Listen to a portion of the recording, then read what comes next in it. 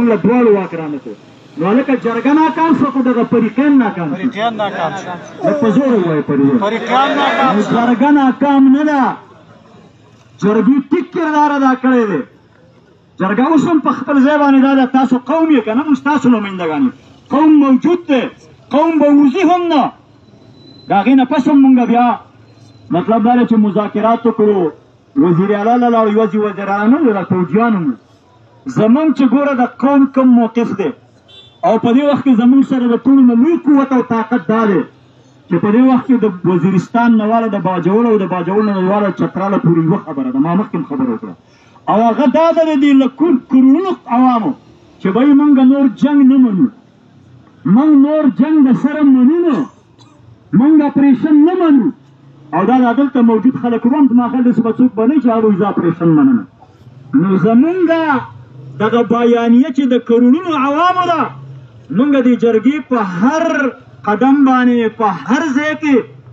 ستاسو د دغې موقف او د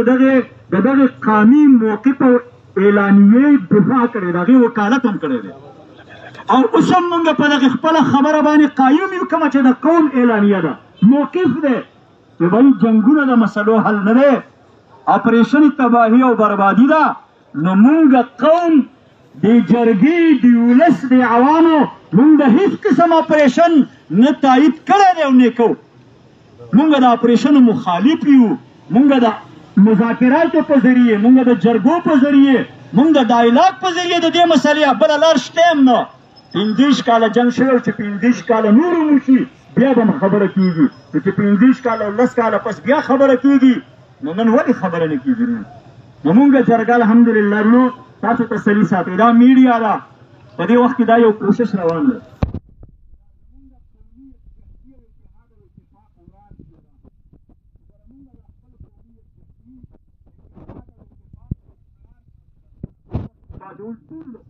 او د باجوړ نه بهر د وزیرستانه پورې دا ټول قوم یوه خبره ده او زمونږ د ټولو لوی قوت او طاقت دا دی او انشاءالله دا هم یقین دی چې دغه ظالمان به مجبور کېږي دې ته چې د دې قوم خبره به اوري انشاءالله موږ به په خپل موقف ولاړ یو موږ به په خپله خبره باندې ولاړ یو دا پرونه چې کوم عمل کړی دی بیا په دې دوران کې موږ چې کله د دوی نه راتللو او خپت راغلی د دواړو فریقو نو دواړو فریقو موږ سره یو وعده کړی و دواړو فریقو نو دا خبره به اوري چې موږ به عوامو ته نقصان نه رسو دا زموږ څه چا د دې جرګې څه ستاسو د قوم د جرګې څه دواړو فریقو واده کړی و چې موږ به په آبادۍ کې جنګ اول موږ وایو چې موږ جنګ نه منو خو هغوی داسې ووایه چې که جنګ چېرته وي هم دواړو فریقو نو موږ به په آبادۍ کې جنګ نه کوو موږ به د عوامو د دې عامو عوامو وینه نه تویو په دې جنګ کې دا راسره د طالبانو هم منلې وه او دا راسره د پوځیانو جرنیلانو هم منلې وه خو دا پرون د دغې وعدې نه وروسته هم چې په دې ایراد کې دا کومه واقع شوې ده په دې زما خیال زموږ دا ټول قوم خو خبره وه چې دا د پوځ د لاسه شوې داسې به یې که نه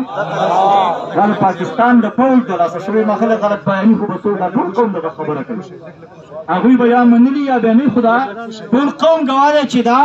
زیاتی ظلم د پوځ کړی دی نو موږ د پوځیانو نه تپوس کوو د دې ظالمانو نه تپوس کوو چې به دا ظلم